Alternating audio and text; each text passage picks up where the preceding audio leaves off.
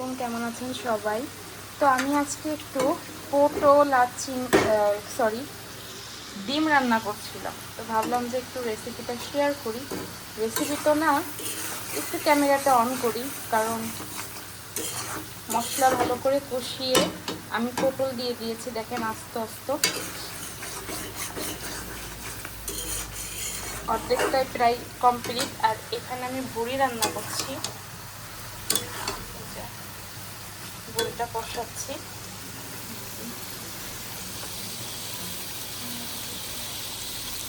আমি এই পর্যায়ে এখন ডিম দিব।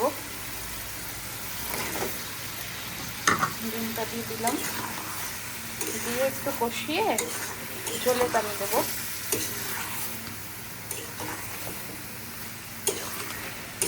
কালারটা কিন্তু অসম্ভব সুন্দর আসছে। আমি জানি না আমার ফোনের ক্যামেরাতে কেন কালো কালো দেখা যায়, কিন্তু তরকারি কালার কিন্তু অসম্ভব সুন্দর আসছে। ভালো করে কষিয়ে নেব।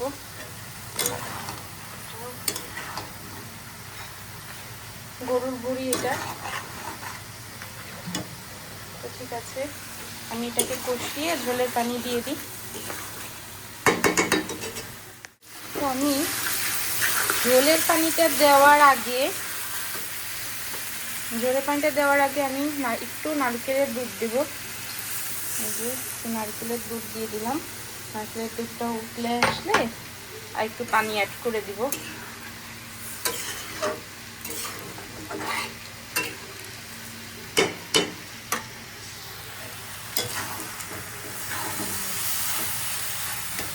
এর সাথে আর একটু পানি অ্যাড করব। পানি দিয়ে দিয়েছি।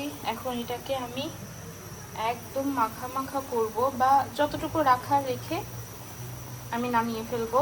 একটু ভাজা জিরা গুঁড়া আর গরম মশলার গুঁড়া দিয়ে আমি হালকা একটু চিনি অ্যাড করব এটাতে। আর একটু ঝোল কমে আসলে আমি একটু চিনি অ্যাড করে দিব। যে আমার তরকারি প্রায় কমপ্লিট। আমি এখানে একটু গুঁড়া মশলা ছিটাই দিব। আর এই যে গুঁড়িটাও এখন বাগার দিব।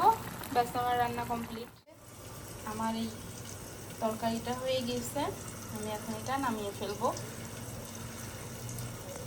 তো বৃহস্পতিবার বিকাল বলে কথা, একটু টুকটাক বিকালে নাস্তার আয়োজন করেছি, যেটা রেসিপি শেয়ার করতে পারিনি। তো এই যে আমরা এখন নাস্তা করব।